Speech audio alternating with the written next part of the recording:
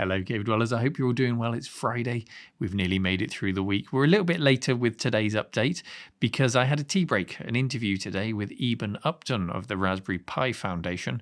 I say I've had one. I'm about to have the interview with him, and then I'll come back and finish this video for you afterwards and tell you how it went and hopefully get it edited up for you pretty quickly. I'll be honest, when it comes to these interviews, it can be quite nerve-wracking to speak to some of these people. Eben is quite a high-profile person who's made a big difference to the IT landscape with his Raspberry Pi project, or his part in the project. So I've got a huge amount of respect for him. I'm sure I still will after I've spoken to him. And my only way of really dealing with that, so that I can be a bit more calm for the interview itself and not skittish, is to prepare. Just prepare. And that in itself comes with its own danger, because if you over-prepare for an interview, then it can sound very jilted. You're just stilted even. What am I saying today? It can sound very stilted. So you're just reading the questions in a monotone voice, getting the answer, moving on to the next question and not responding to what they've said. Sometimes you can just tune out and not even listen to them because you're focused on the next question. So there's a really fine balance. But ultimately, if I don't feel prepared, then it won't be a good interview. So that's why I've made this update a little bit later today. So let's do a quick show and tell from Chrissy today, because after showing you yesterday's show and tell, it's prompted others of you to send stuff in, which is really nice. And I encourage that. If you've got anything you want to show us, send it in. I think next week what we might do is viewers' caves.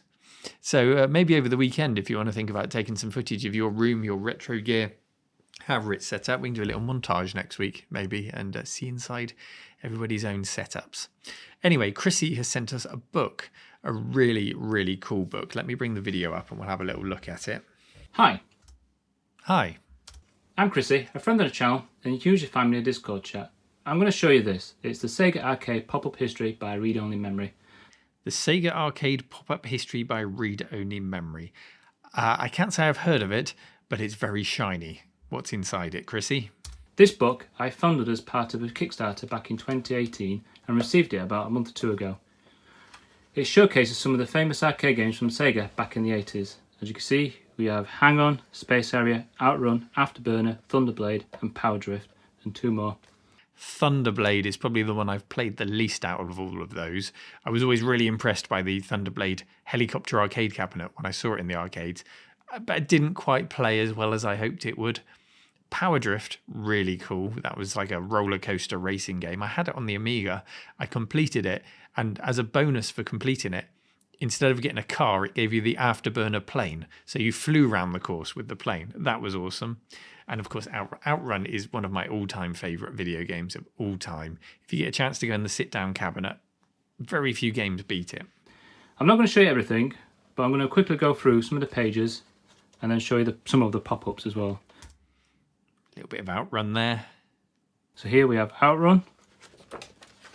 There's Power Drift. Yeah, Power Drift looked so good in the arcades. It never quite looked that good on my Amiga. Clearly, it couldn't look that good on the Amiga. It was a pretty good port. I think I paid £8 for it, and I paid for it by postal order. That's going back a bit. Thunderblade. That's some Afterburner prototypes for the actual arcade machine. That one looks more like the final version itself. Space Harrier and Hang On. So let's go to the pop-ups.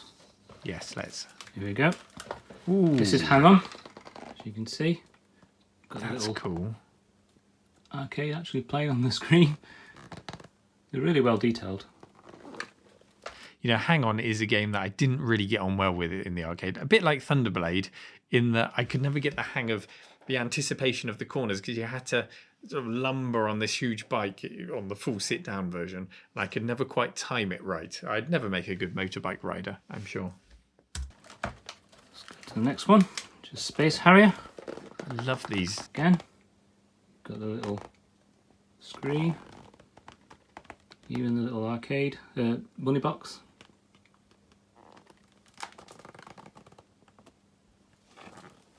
And the next one is Outrun. Oh, look at that. One of my favourite arcade machines, and probably the same with many of you as well. You know, the only way this could be made better, because these are so cool, is perhaps if they hid, like when you open a greeting card and it plays music, if they maybe hid something in there, either to play the music. So imagine if you opened that and it played Splash Wave with Outrun, or even if it just did the credit sound when you put the coin into Outrun. That would be kind of cool, but it's still awesome. Out of the light. A little steering wheel.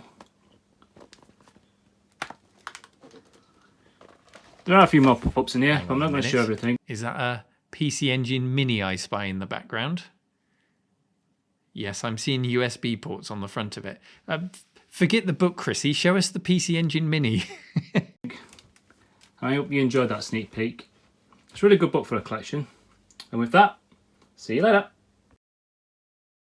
There we go, the Sega Arcade pop-up history. I don't know if it's still available. I'll put a link to any information that I can find about it in the description, because as Chrissy said, he funded it in 2018 as a Kickstarter. So I don't know if it's on general sale now or if they just fulfilled the Kickstarter.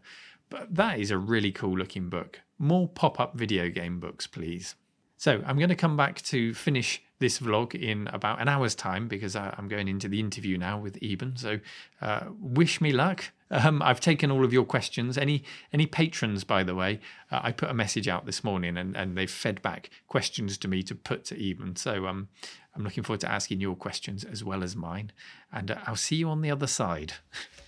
Okay, wonderful. That went really well. Thank you so much for thank you. Over an hour of your time. No, it was lovely. Well, thank you for giving me an hour of your time. I'm sorry to.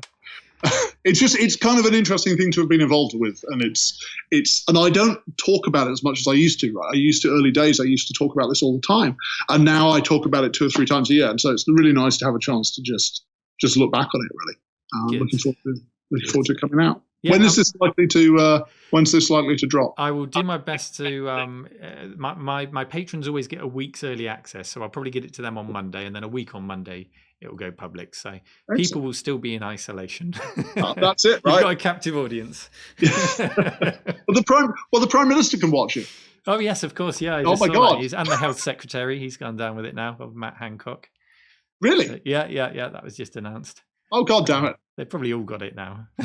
Yeah. Looking a bit peaky yourself. Are you sure you're all right? I was 2/3 of the way through, and I felt this good dry cough in my throat, and I'm like, it's just that I've been talking. I know it's just I've been talking. But I just listen to my body all the time. Somebody saying the other day was he used to cough to cover up a fart, and now it's the other way around. Does make you paranoid. It really does make you paranoid. But, and it makes you paranoid that the police are watching you from a drone as well. It's like I live out in the sticks north of Cambridge, and I go running, and there's always that feeling. It's like, is some policeman going to jump out from behind a bush and start interrogating me as to whether this might be my second walk of the day. Yeah, I keep hearing them blip the police sirens up and down the street, and I think they're just doing it to have a presence. Say, look, we're here, we're watching you. Yeah, it's very strange times. Well, the interview, I have to say, couldn't have gone better. Such a nice guy. He previously worked as a teacher, and that was clear in the way that he spoke. He spoke brilliantly for over an hour about every subject that I threw at him, threw the patrons' questions, as many of those questions as I could at him, and he answered them all. So I'll get that edited up. Editing will be minimal. I'm just going to fix the levels and whatnot, because not only it felt like a great interview, but also my objective at the moment is to give you as much content as possible at the moment, and I think you deserve that full hour or so chat. I think you'll enjoy it, so I'll get that edited and out. That will go to the patrons on Monday, general public release a week on Monday. And on the subject of the patrons, I must say a huge thank you to all of you, because when this pandemic broke out, my biggest fear was that my livelihood would just evaporate. I survived because of Patreon, and actually some have gone, some have joined, but on the whole the support has stayed level throughout the pandemic so far, which means a couple of things. It means that I can continue to live and eat, which is wonderful, always a bonus, but it also means that you guys are not being affected too badly, or not so badly that you have to pull your support, which is a good sign. It makes me happy to see that. And when people leave, I never ever question why. Never feel bad if you have to leave. You've got to do what you need to do for your family, for yourself. And people come, people go. Sometimes they come back again, which is always nice to see. But I'll never question it. You do what you got to do, guys. But for now, thank you so much for your support. Thank you to Chrissy for the show and tell. Really loved that book.